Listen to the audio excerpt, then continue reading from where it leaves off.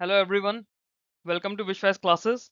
हम लोग descriptive answers writing की अपनी प्रैक्टिस कर रहे हैं। सब्जेक्ट है हमारा डिस्क्रिप्टिव इंग्लिश। सेशन नंबर है सेशन 12। अब तक डिस्क्रिप्टिव इंग्लिश के 11 सेशंस में हम लोग 11 क्वेश्चंस कर चुके हैं। हर आंसर को हम लोग 600 वर्ड 15 मार्क्स के अकॉर्डिंगली प्रिपेयर करने की कोशिश कर रहे हैं। इंग्लिश की जब बात करते हैं तो इंग्लिश के लिए 600 वर्ड का आंसर आपको 40 नंबर में लिखना होता है। 12 नंबर का क्वेश्चन देखते हैं। क्वेश्चन है, green growth and green hydrogen mission can India achieve economic progress without compromising the environment. तो अभी आप देखिए ग्रीन हाइड्रोजन पे काफी ज्यादा काम चल रहा है, हाइड्रोजन को एज अ फ्यूल यूज करने के लिए भी काफी ज्यादा काम चल रहा है, और ग्रीन ग्रोथ पे हम लोग ऑलरेडी बात करते रहते हैं। तो करंट अफेयर में एनवायरनमेंट रिलेटेड एक काफी अच्छा टॉपिक है ये ग्रीन ग्रोथ और green hydrogen mission.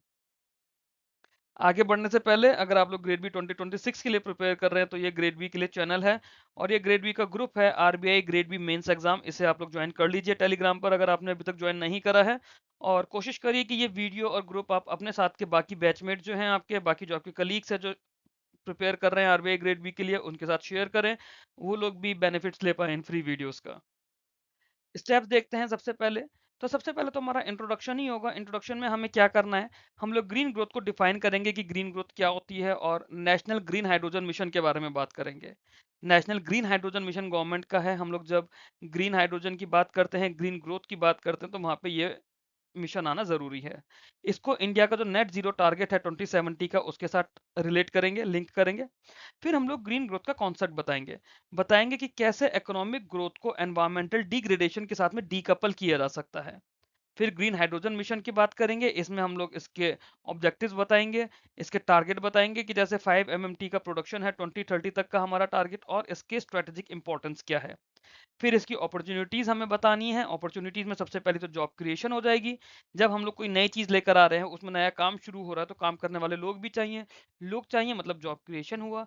Energy security हो जाएगी कि हमारा जब खुद का नेशनल ग्रीन हाइड्रोजन मिशन है, तो हमारी एक तरह से एनर्जी सिक्योरिटी हो रही है। एक्सपोर्ट पोटेंशियल है कि हम लोग उसे एक्सपोर्ट भी कर पाए। और इस सब के साथ साथ कार्बन एमिशन का रिडक्शन भी है। फिर इसके चैलेंजेस बताएंगे कि सबसे बड़ा चैलेंजेस किसी भी चीज में क्या होता है, टैलेंट और कॉस्ट और रिसोर्सेज। तो सबसे पहले हम इसमें कॉस्ट बताएंगे कि इसको हाई प्रोडक्शन का जो जिसका चैलेंज है कि address high production cost, water scarcity, storage and transportation issue जो कि हमारा रिसोर्स का पार्ट हो जाता है, और टेक्नोलॉजी गैप्स जो हमारा स्किल्ड का पार्ट है कि टेक्नोलॉजी हमारे पास नहीं है प्रॉपरली। फिर हम लोग इसका वे फॉरवर्ड और कंक्लूजन बताएंगे। वे फॉरवर्ड और कंक्लूजन में कि सबसे पहले कि जो हमारे पास कमियां हैं उसे पूरा करने के लिए हमें इंटरनेशनल कोलैबोरेशन चाहिए, R&D का इन्वेस्टमेंट चाहिए, और पॉलिसी सपोर्ट चाहिए। और कंक्लूजन देंगे कि ग्रीन ग्रोथ सिर्फ पॉसिबल ही नहीं, एसेंशियल है इंडिया के लिए। क्लियर है? स्टेप्स हमारे क्लियर हो गए ना। सबसे पहले ग्रीन ग्रोथ और ग्रीन हाइड्रोजन के बारे में बात करते हुए नेशनल ग्रीन हाइड्रोजन मिशन को इंक्लूड करा, इंट्रोड्यूस करा, और उसे इंडिया के नेट जीरो टारगेट के साथ में हमने रिलेट कर दिया। फिर हमने ग्रीन ग्रोथ के कॉन्सेप्ट को एक्सप्लेन करा, बताया कि कैसे इकोनॉमिक ग्रोथ और एनवायरमेंट डिग्रेडेशन अलग अलग चीजें हैं, बिना एनवायरमेंट को डिग्रेड करे भी इकोनॉमिकली ग्रो कर सकते हैं। फिर हमने ग्रीन हाइड्रोजन मिशन के बारे में बात करी, उसके ऑब्जेक्टिव्स बताए, उसका टारगेट बताया, और उसकी स्ट्रेटेजिक इंपॉर्टेंस बताई। नेक्स्ट में हमने इन्हीं की अपॉर्चुनिटीज की बात करी, जैसे कि job creation, energy security, export potential, और रिडक्शन इन कार्बन एमिशन। जब हम लोग इसको इंट्रोड्यूस कर रहे हैं, डिस्कस कर रहे हैं, अपॉर्चुनिटीज की बात कर रहे हैं, तो चैलेंजेस भी बताने पड़ेंगे, जैसे high production cost, water water scarcity, storage और ट्रांसपोर्टेशन इशू, और टेक्नोलॉजी गैप्स। फिर हमने वे फॉरवर्ड और कंक्लूजन दिया। वे फॉरवर्ड में हमें इंटरनेशनल कोलैबोरेशन चाहिए, R&D के लिए इन्वेस्टमेंट चाहिए, और पॉलिसी सपोर्ट चाहिए। और कंक्लूजन यही है कि ग्रीन ग्रोथ सिर्फ पॉसिबल ही नहीं बट इंडिया के लिए एसेंशियल भी है। क्लियर है 6 स्टेप जिस पे हमें आंसर लिखना है। आंसर की तरफ चलते हैं। Green growth means achieving economic development while protecting the environment and reducing carbon emissions. ये फोकस करेगा सस्टेनेबल यूज ऑफ रिसोर्सेज पे, लो कार्बन टेक्नोलॉजीज पे। नेशनल ग्रीन हाइड्रोजन मिशन है NGHM, ये हमने लॉन्च किया जनवरी 2023 में, और इसका आउटलेट था 19,744 करोड़। तो ये आपका ESI के लिए वैसे भी पार्ट बन गया, अगर नेशनल ग्रीन हाइड्रोजन मिशन के ऊपर भी आपको ESI में लिखने के लिए आ जाता है अपार्ट फ्रॉम डिस्क्रिप्टिव इंग्लिश। ठीक है, जनवरी 2023 में इसे लॉन्च करा, और आउटलेट था 19,744 करोड़। एक की इनिशिएटिव था इस डायरेक्शन में। इसका एम था कि इंडिया को ग्लोबल हब बनाना है for green hydrogen production and export. यह mission is closely linked with India's net zero emission target by 2070। It shows that India is trying to balance economic growth with environmental protection. कोई भी चीज हम green कर रहे हैं, जैसे green climate की बात करते हैं, ग्रीन फंड्स की बात करते हैं, ग्रीन लोन या ग्रीन डिपॉजिट्स की बात करते हैं, it is related to the environmental protection only. फिर हम कॉन्सेप्ट ऑफ ग्रीन ग्रोथ की इसके अंदर बात करते हैं। कॉन्सेप्ट ऑफ ग्रीन ग्रोथ क्या है? It is based on the decoupling economic progress from environmental degradation. मतलब आपको अगर इकोनॉमिक प्रोग्रेस करनी है, डज नॉट मीन कि उसमें आपको एनवायरमेंट डिग्रेड करना ही होगा, दोनों ही चीजें अलग अलग हैं।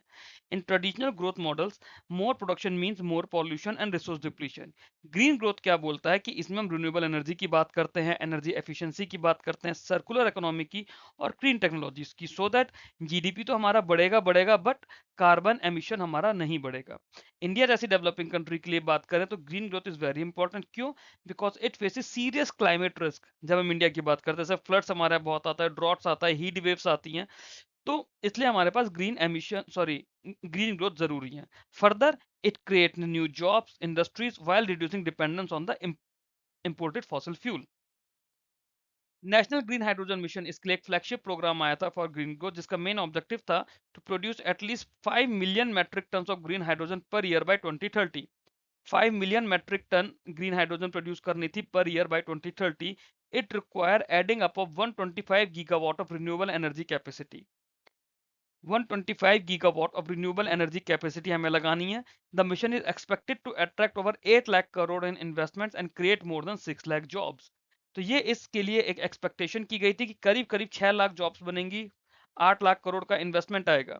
It will also help reduce fossil fuel import by more than 1 lakh crore and avoid nearly 50 MMT of annual green house gas emission by 2030। तो ये नेशनल ग्रीन हाइड्रोजन मिशन था। Green hydrogen produced using renewable energy through electrolysis. It can replace fossil fuels in hard to abate sector like fertilizers, steel refining and heavy transport. ठीक है, क्या बात की हमने national green hydrogen mission के अंदर? ये बोला गया कि 5 million metric ton green hydrogen हर साल बनानी है 2030 तक, जिससे हम 125 gigawatt of renewable energy capacity बनाएंगे, जिसके अंदर, है ना, क्योंकि जब रिन्यूएबल एनर्जी जनरेट करेंगे उसी से ही हम लोग वाटर की इलेक्ट्रोलिसिस करके हम ग्रीन हाइड्रोजन बनाएंगे। तो बेसिकली जो इलेक्ट्रोलिसिस करने के लिए जो इलेक्ट्रिसिटी है, that electricity has to be renewable energy, जिसके थ्रू वो हाइड्रोलिसिस हो रही है। मिशन ने बोला कि मिशन करीब करीब 8 लाख करोड़ रुपए का इन्वेस्टमेंट लेकर आएगा और 6 लाख से ज्यादा जॉब्स क्रिएट करेगा। फॉसिल फ्यूल इंपोर्ट्स पे हमारी डिपेंडेंस इससे कम हो जाएगी, जो कि साल की करीब करीब 1 लाख करोड़ हो जाएगी और करीब 50 million metric ton of annual green house gas emission reduce हो जाएगा। ग्रीन हाइड्रोजन जो हम लोग प्रोड्यूस करेंगे using renewable energy through electrolysis, it can replace fossil fuels in hard to abate sector, जैसे कि फर्टिलाइजर, स्टील रिफाइनिंग या heavy transport में जहां भी हम लोग फॉसिल फ्यूल यूज करते हैं, उनकी जगह हम ग्रीन हाइड्रोजन यूज कर सकते हैं। There are many opportunities from this mission. जैसे क्या क्या अपॉर्चुनिटीज हैं? लार्ज स्केल एम्प्लॉयमेंट बनेगा इन मैन्युफैक्चरिंग में, रिन्यूएबल एनर्जी में और इसकी लॉजिस्टिक्स में। It will improve energy security by reducing dependence on imported oil and gas.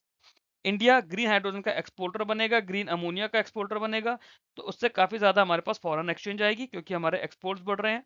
More importantly, इससे कार्बन एमिशन भी रिड्यूस होगा सिग्निफिकेंटली और क्लाइमेट गोल्स को हम लोग सपोर्ट कर पाएंगे। This will attract global green investment and improve India's image as responsible nation. ठीक है, बट इसके साथ में काफी ज्यादा चैलेंजेस भी हैं। सबसे पहला है high production cost of green hydrogen, जो कि करंटली ग्रे हाइड्रोजन से बहुत ज्यादा है। ग्रे हाइड्रोजन जो हमारी पॉल्यूशन वाली हाइड्रोजन बनती है। वाटर स्कैरसिटी एक और सीरियस प्रॉब्लम है, क्योंकि production because producing hydrogen require large amount of pure water. Storage and transportation of hydrogen difficult है, एक्सपेंसिव है। क्यों? क्योंकि इसकी डेंसिटी बहुत कम है और हाईली फ्लेमेबल है। इसके अलावा इंडिया के पास टेक्नोलॉजी गैप्स हैं इन इलेक्ट्रोलाइजर्स एंड रिलेटेड इक्विपमेंट, जो कि ज्यादातर इंपोर्टेड ही हैं। Infrastructure for large scale production is still under developed. तो हमें इन चैलेंजेस को भी एड्रेस करना पड़ेगा। अब इन चैलेंजेस को एड्रेस करने के लिए हमारे पास वे फॉरवर्ड है कि इंडिया को इंटरनेशनल कोलैबोरेशन की नीड है for technology transfer and funding. Heavy investment चाहिए R&D के लिए, जो कि इंटरनेशनल लोन्स के थ्रू ही आएगा या फंडिंग के थ्रू आएगा, to bring down cost. Policy support की नीड है, जैसे कि सब्सिडीज हो, टैक्स इंसेंटिव्स हो, क्लियर रेगुलेशन हो। स्टेट्स को खुद का अपना ग्रीन हाइड्रोजन पॉलिसी डेवलप करनी पड़ेगी और डेडिकेटेड इंफ्रास्ट्रक्चर पार्क्स बनाने पड़ेंगे, क्योंकि जब इंफ्रा की कमी है तो इंफ्रा आपको देना पड़ेगा। स्किल डेवलपमेंट प्रोग्राम भी लॉन्च करने पड़ेंगे to train workers for new green jobs.